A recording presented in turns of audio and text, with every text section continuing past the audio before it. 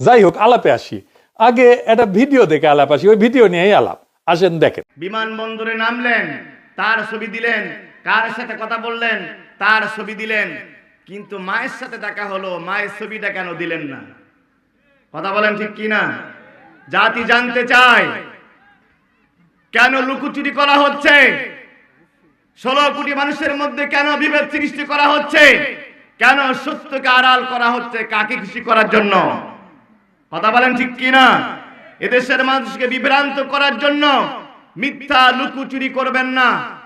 এ ID ছবি বানায়া, এ ID video বানায়া মিথ্যা ছবি প্রচার করে প্রকাশ করতেছেন। এদেশের মানুষের মাথা এত বোকা হয়ে যায়নি। সুতরাং মিথ্যা প্রপাগান্ডা ছড়াবেন না, মিথ্যা কথা বলবেন না। মিথ্যা বলে এদেশের মানুষের মগজ ধোলাই করার সুযোগ আর নাই। কথা বলেন ঠিক কিনা? তারেক রহমান খালি ধরা গেতেছেন।